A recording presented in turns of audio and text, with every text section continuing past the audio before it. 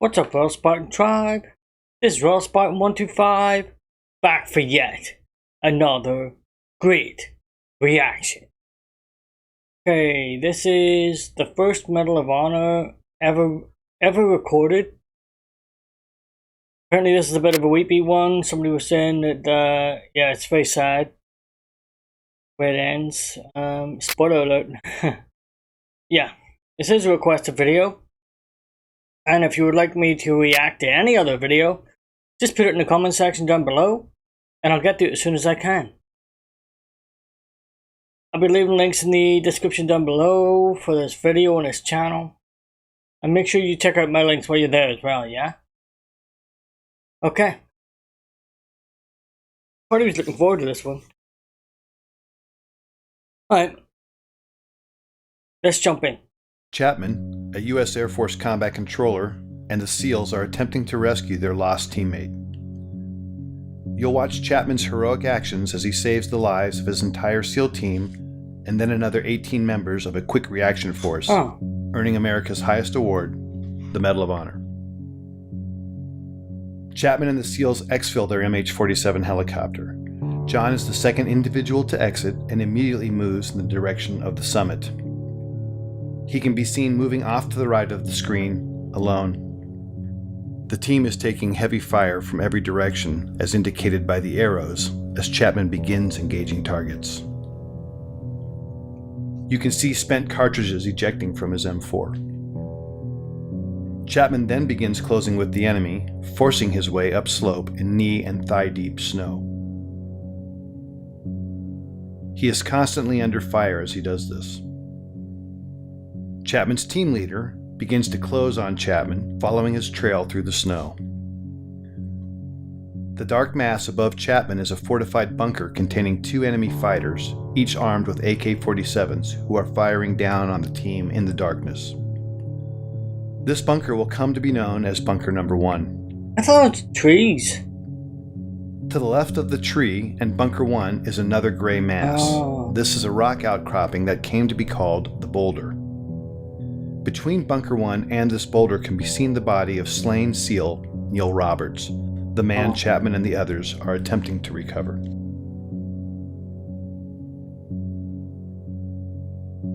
Chapman, still alone and closest to the enemy, pauses to engage targets as his team leader follows him, but never actually catches up with him.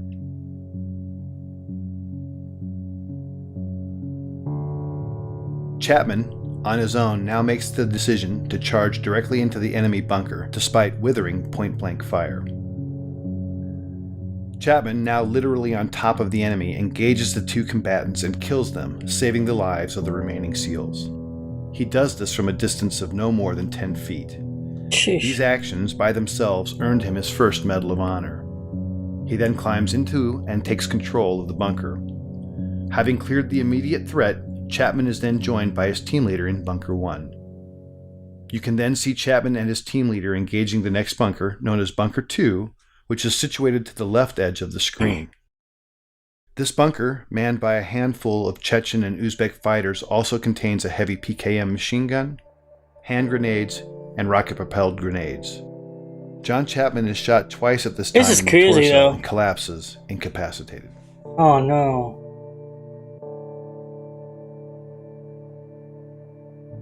I didn't put that back. I talk.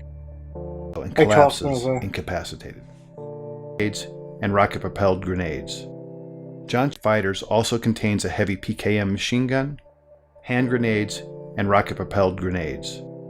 John Chapman is shot twice at this time in the torso and collapses, incapacitated. Yeah.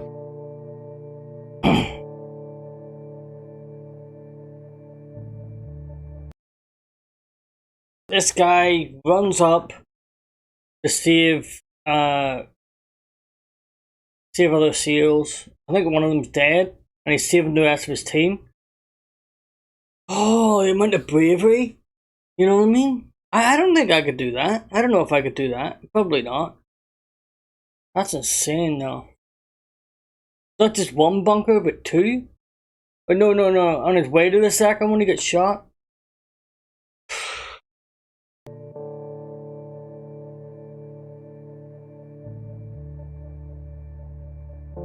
You are now looking at a new angle, and at the left of the screen can be seen the two-man fire team and team leader on top of the boulder.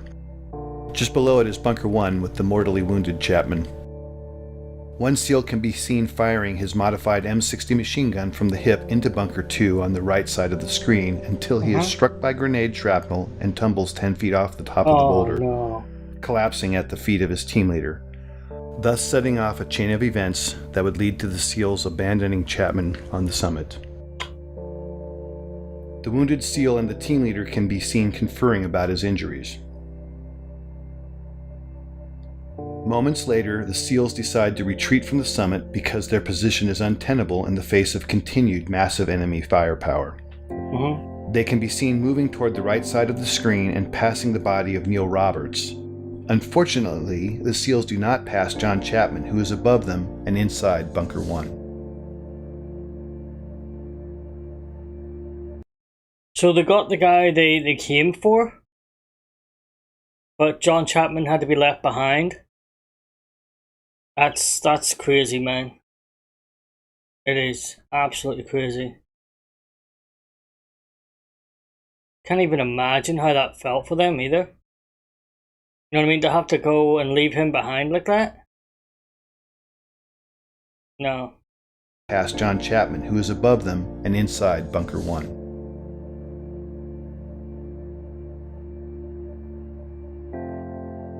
This angle shows 3 SEALs in a triangle. The larger black heat signature is a smoke grenade. Just to its left is a donkey and dead Al-Qaeda fighter killed by Chapman. The steepness of the mountain can be seen as the SEALs begin to slide down the near sheer face.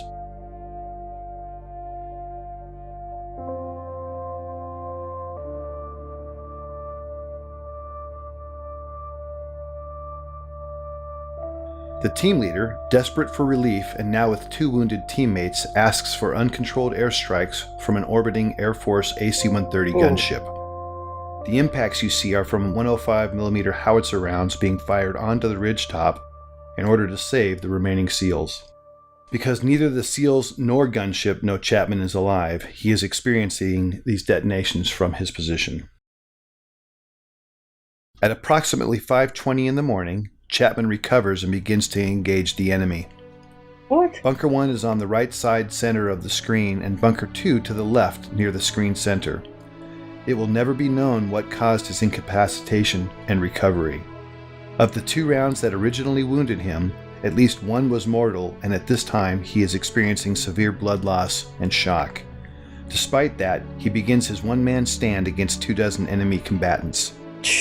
During this time, Chapman initiates a series of radio calls, many of which are heard by a fellow combat controller and teammate of his and Delta Force operators on a nearby summit. Despite this combat controller's replies, Chapman never acknowledges whether because of damage to his equipment or himself will never be known. This new angle and footage shows Chapman at the top, identified by the green dot under the tree at Bunker 1. The lower center of the screen shows the first enemy fighter who is about to charge Chapman in the hopes of killing the American. The timestamp at the bottom shows it is now 6:05 in the morning and fully light. He's been fighting alone now for 40 plus minutes and has received more gunshot and shrapnel wounds as a result of the fierce combat. This scene shows the second of several enemy charges. In this stunning display of determination and courage, Chapman can be seen fighting hand to hand with the fighter. In the larger screen display can be seen additional enemy moving on to the summit. But right now, John Chapman is fighting for his life. 6 minutes later, in this new shot, Chapman can hear another helicopter approaching the summit.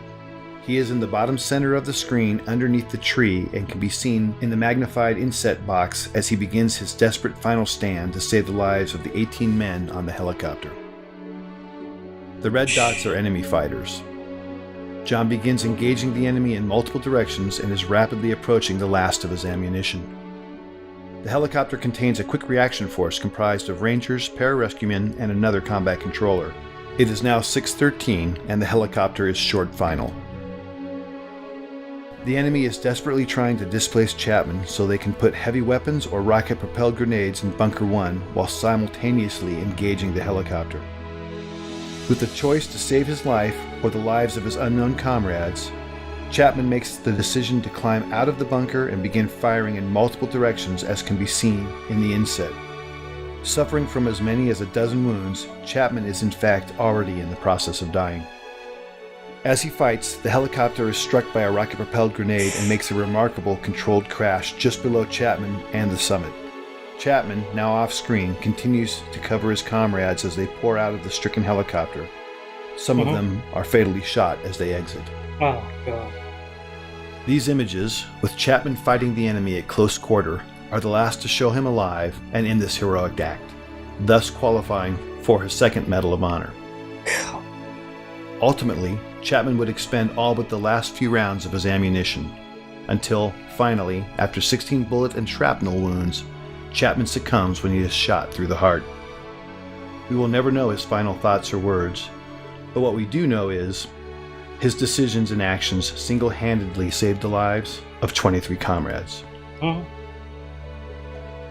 For more information about John Chapman's amazing story and the details about this mission, visit danschillingbooks.com or your favorite book retailer to obtain a copy of the Chronicle of His Life, Alone at Dawn. That's insane, man. The fact that he was able to do that, that's unbelievable. You know what I mean? Oh. I say I don't know if I'd be that strong, personally.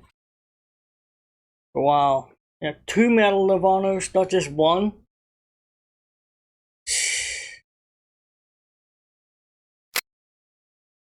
If he has any family out there, my heart goes out to them, and I just hope they got the rest of those people off that mountain. I think they did. Wow.